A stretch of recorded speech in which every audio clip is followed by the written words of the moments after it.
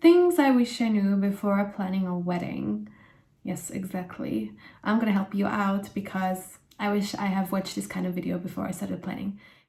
Hi, my name's Amanda, and in case you are new here, make sure you subscribe. I talk about luxury fragrances, luxury perfumes, and beauty and lifestyle content, and I think I'm still fairly new here, so if you see yourself returning to my channel, please subscribe. Also, make sure you go ahead and follow me on my Instagram, and also make sure you go ahead and follow me on TikTok, because I try to be a little bit more active on there since if I figure it out.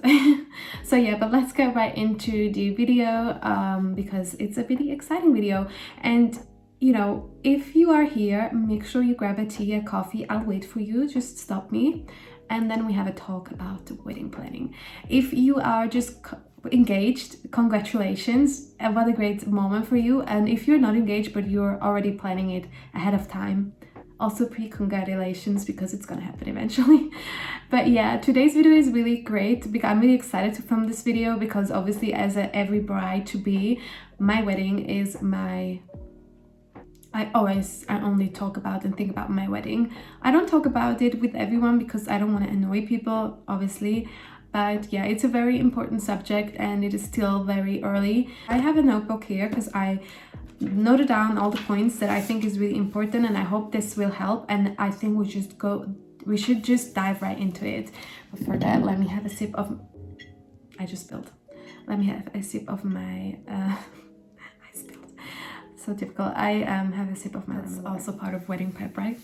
So let me start with the most important part, budget. So I think what is really important is to define a budget with your fiance. It's not only about what you can pay, but also what are you willing to pay. And this is obviously also figured out when looking at the other points. I think you should really note down all the points. Besides a tea, maybe get a pen and paper or note it down on your phone, because honestly, if I would have known this at the start, it's much easier. Yeah, so make a budget of what you really want to spend for this day. And I think what is really important to figure out before we really state that budget is to be aware of the fact that this probably moves a little bit up or down. Not really down, but yeah, you have to be a little bit flexible. Maybe choose a number that you know is not like your top limit. Maybe choose slightly below, so in case you have to add something, it will cover your budget. Also, what is really important, the budget really depends also on how many people you have invited, because obviously that's the biggest price is per person in the most general cases. So yeah, that's really important. I would say really make sure you stick to a budget. It's like when you try on a wedding dress, don't try anything on that you can afford, because then other things don't seem don't seem very, don't seem as good as well anymore. And I understand when it comes to budget, it's difficult because most times you do this the first time. Maybe you have been married before, so you get an advantage because you know how it goes. But if it's the first time, you really start from zero. Like, you don't know what does it cost, what do I need to know. So I would recommend you to write different different vendors or like venues and ask for their prices, so you have a little bit of an idea. I'd also recommend listening to brides podcasts or like brides magazine. That really helped me, but this just helps you to like put a standpoint on the price. The second thing that I actually think should be the first thing, if you can afford, get a wedding planner. Get a wedding planner. I regret not getting a wedding planner. Listen, I'm a type A person, I'm also a Virgo, and I'm a Swiss German person, so I don't think it could get more organized and more planned out than I am. Like, this is my personality. I always plan, and I am ready for worst case scenarios, and I'm super organized, and it's just my personality. But wedding planning, if you have a full-time job, if you do this and you don't have a job, then you probably can do it by yourself. But even I would highly recommend you get an assistant or a coordinator or anything that's possible to help you if you can afford, because it just helps you so much, because there are things you don't think of because you just don't know. Like, I never planned a wedding before, I've never been married before, so I don't know what I was going into, and I thought I did. I was very informed, I like look up stuff, so I think I figured out the most of the part, but there are details like that you don't think of it at the start, like it comes in time. Like I will go to that later, but if you can afford, get a wedding planner, get at least someone that, you know, helps you with coordinating everything. Then part 3 is make sure you are in the time, so like in a good timeline. I know that when you start getting engaged, you want to immediately plan your wedding. If it's next year, like if you're looking in a year's time, I highly recommend starting a year. And the reason is, like, I started fairly early, like I would say started like a year and 2 months before the actual date. And the thing is that, you know, we had a situation where I have to restart from zero because the location that I first wanted finally didn't work out, and I'm gonna go into that detail later on. So I think you need some room for such as situations, especially after a pandemic, because people had to move their weddings. So 2022 is gonna be very booked. So be also open to do something during the weekday. If you have time, just make sure, if you're not stressed about it, maybe give yourself a little bit more time, because it takes time and time flies so quick. I know your bridesmaids, your maids of honor, or I don't know, anyone else would say you still have time, but girl, you don't.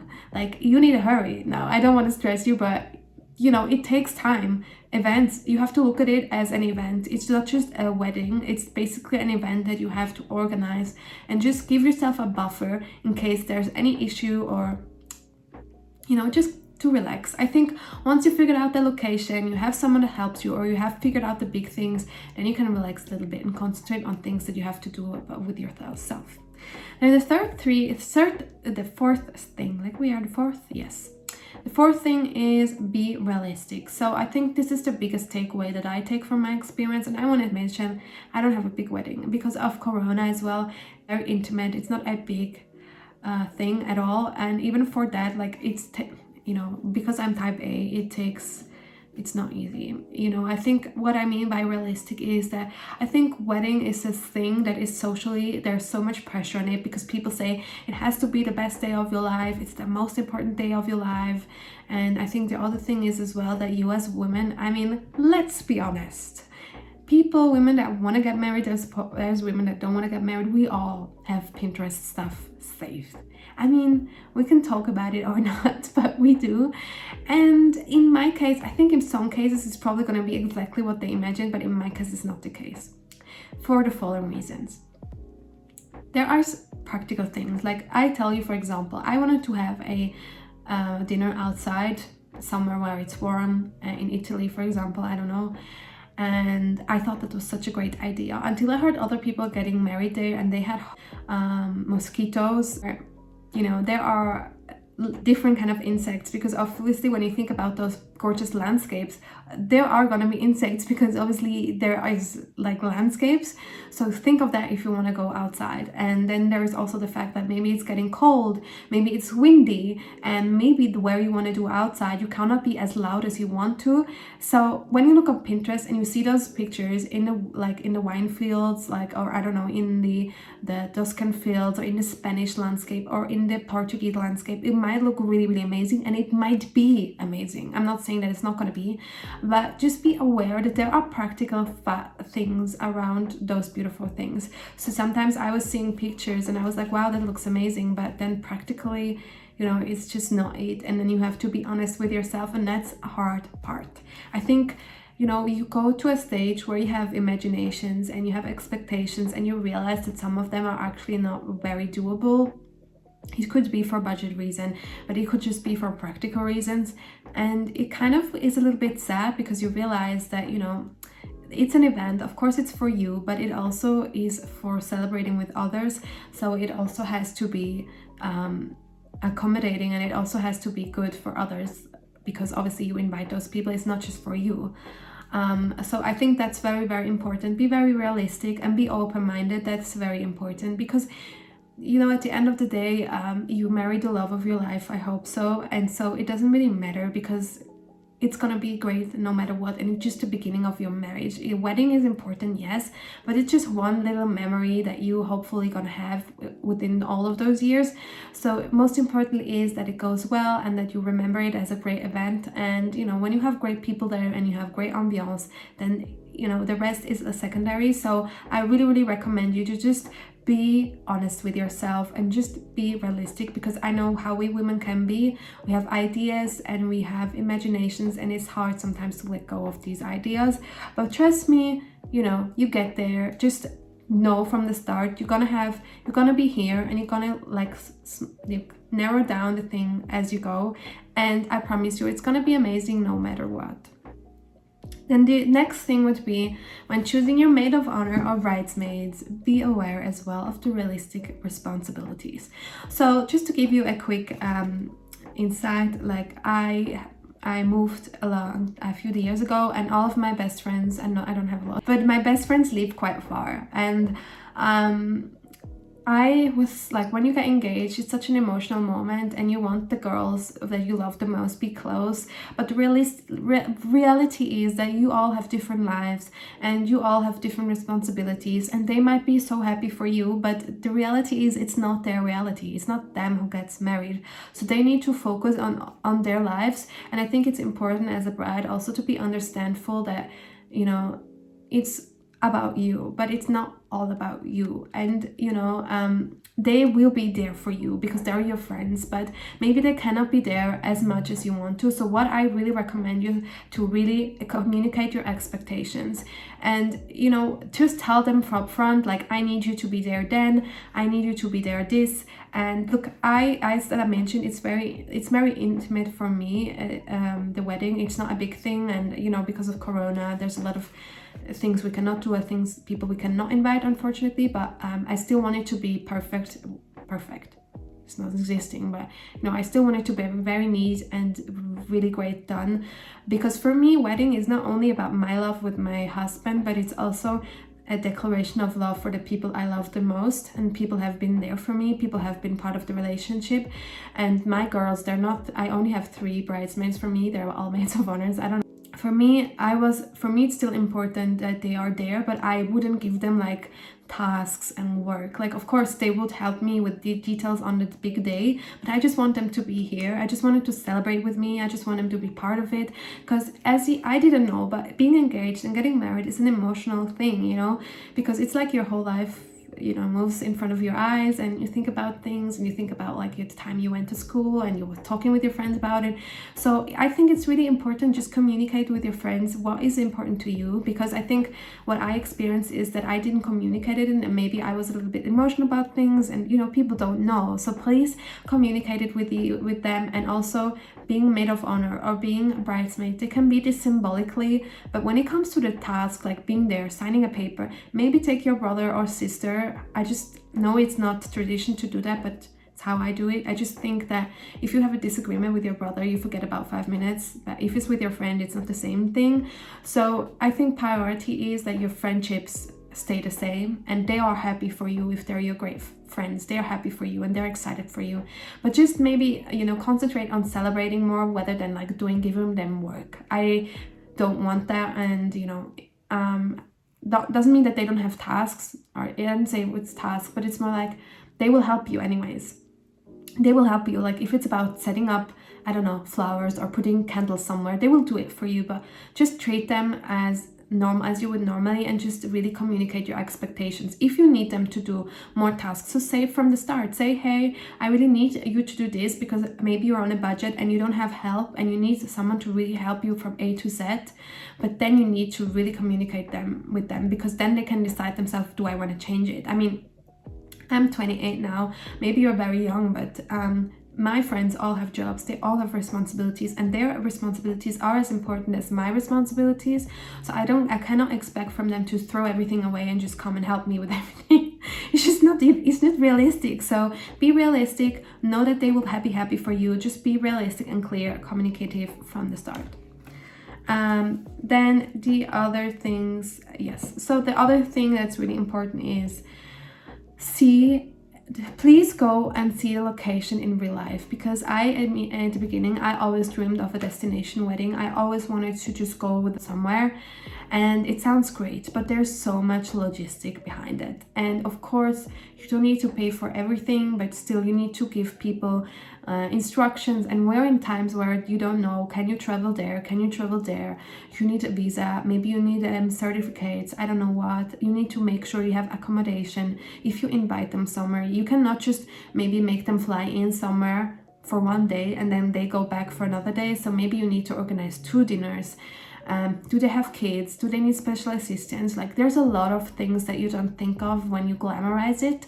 So that's really, really important. And the other thing is, go and see it, because as I told you, I don't want to go more into detail, but I initially wanted to go somewhere outside of my country, close, and I had this idea, and when I was there, I just realized I don't really want that. You know, sometimes as well, you have an imagination of what you want, but when you see it, you realize it's not really what I want. Like, even though I'm very type A, I'm very low-key. I know it doesn't look like, but I am. Like, I didn't want anything big, and you know, I just want something very small. And you know, I gave too much importance to things that don't matter. And a lot of times when you hear about brides' experiences, they say that they didn't enjoy the day, and I want to enjoy my day. And maybe that for some doesn't sound realistic, but if that means that I have to make it a little bit more or less complicated, then I prefer to do that and like compromise it on the location, but just enjoy my day. That's the thing. Then the next thing is note down the things that are most important to you, and look at it with your fiance. So I think that's really, really important, because you know, when you say I want to have a great wedding, what does it mean to you, and what does it mean to your fiance? Does it mean that you want great food? Does it mean that you want your location to be perfect? Does it mean you want everything to be color coordinated? Does it just mean you want to have great ambiance? Does it mean you want a live band? I don't know. Just note down everything. For me, I knew, like, because I'm also partly North African, so for me, ambiance dancing, that's really important, even though it's really, really small. I just want people to have a great time. I don't want it to be like a banquet. Like, I don't want it to be like too formal. I want it to be people have great time, the food is great, and the service. Because the thing is, I don't know if you remember, but I remember the weddings where the ambiance was really great, where the service was really great, where the people also that worked at the place were really had really great energy. And you know, that just makes a day different, because the location can be beautiful, everything can be perfect, but that doesn't necessarily mean that you will have a great evening. And so I think that's really important. Align those things with your fiance, and then make sure when you choose a location, when you go and visit, and when you email them, make sure you mention those things, because that's important. It's your day and you pay a lot of money for it, so you can ask for these things, but just be clear from the get-go. That's important. Then the other thing, the second last thing is that what I realized is what I imagined about my wedding, like that makes it a wedding, is all the things around it. So meaning the getting ready, like, you know, when you're looking for a location, those are the details I didn't realize. But like, for example, why do a lot of people do it at hotels? It's just because it is very, you know, convenient, because you can rent a room. Sometimes you can do it at a house, so you have a room where you can get ready. People that you love are there as well, so maybe you see them in the morning in the breakfast, which can be really hilarious, because you can talk about the evening. But yeah, things that are around those days are really important. For me, that starts when giving like bridesmaids gift. For me, this was really important. Just make them a nice package. Just give them also this, you know, giddy feeling of, oh my god, it's the period where you're getting married. So I want them to be part of it. I don't want to be like, oh, it's me the bride and everyone has to be pageants. That's ridiculous. Like, I want them to feel great on this day. I want them to look pretty. I want them to get excited, because they are part of my life, so they are part of my wedding. And so these are the things that make the day important, like a nice bachelorette evening, or a bachelorette weekend, or evening, or day, whatever.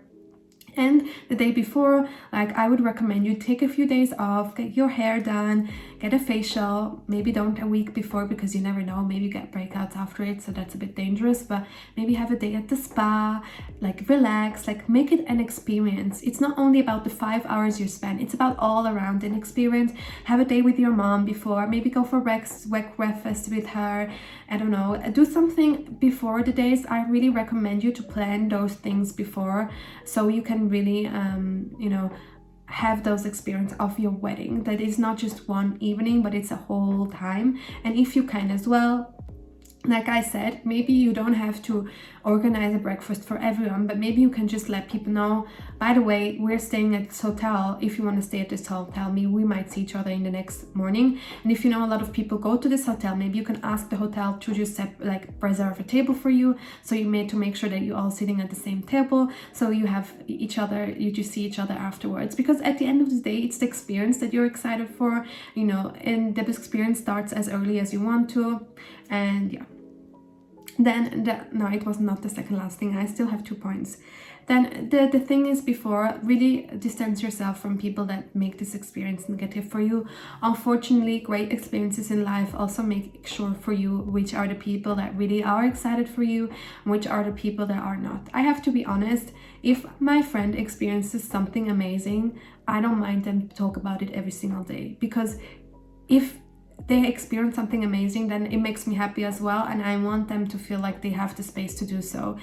So if you feel like people are getting annoyed at you, of course, you know, there's limits. Like I mentioned at the beginning, if you talk about 24/7, maybe they're like, okay, they're excited, but they're like, is there anything else going on? No, there isn't. But yeah. But I think, you know, there are people that can make your experiences very bad, because there's unfortunately a lot of friends or people that are very jealous, and that's really unfortunate, but there's people like this. And so I recommend, don't pay attention to these people. It's your day and you want to feel special. You don't want to look back at those moments and think that I included someone that wasn't really happy for me and that was making my experience less exciting. That's a really good filter. I know these moments can be difficult, because you maybe see someone that you really like, maybe you realize that they are not it. And that's hard, but maybe it's better now than later, because real friends, getting excited about the things that you love. I cannot explain to you how happy I get when my girls achieve things, or when my girls go through things that they always wish they would. I can be part of this happiness. Why would I want them to be not as happy? So just be aware of your surroundings and be aware of your environment, and filter those people out. Bye, girl, because you don't need this kind of negativity. It's already a little bit stressful. It's very stressful. So you just need people that give you good vibes, that you're like, I have to be honest, I need to thank my girls in this point, because there was a lot of changes and I wanted to include them in the process, and they've been so supportive. They've always said it's gonna be a great day, it doesn't matter where it is, and I have to thank them from the bottom of my heart, because I'm not a person that shares a lot of things, not even with my friends. So opening up and saying like, oh, these things didn't work out, or this and this and that, it just made me realize how supportive they are, and that just makes me so excited, because they really helped me. And those are really great ways to figure out who is really for you and who is not. And the last point is, it's just one day. At the end of the day, sometimes you just have to really, like, you know, just to sit down and tell yourself, it's gonna be great, it's gonna go well, and it's just one day. It's not, maybe it's 3 weeks in some cultures, but I think in general, when does it start? At 4? It ends at 3 a.m. if everyone is awake. You know, just give them some Red Bull shots, because they better be there till 3. But yeah, it's just a few hours. And there's even women that experience post-wedding blues, because they've been planning for such a long time, and they put them so much pressure on the day, that when it was over, they got actually depressed, because, you know, it's over, so they don't have anything to plan anymore. Just be aware that it's not over, it just goes over into your new life, and that, you know, it's just one day, and there will be things that will not be perfect, and there will be things that might go wrong, but just concentrate on the people that you have there. I think one of the points that I could have given you is just invite people that you love, but I have to be honest with you, there's some families that you have obligations, and, you know, it's easier said than done. But anyways, we have a very small gathering, and because of Corona, so I just left that point out.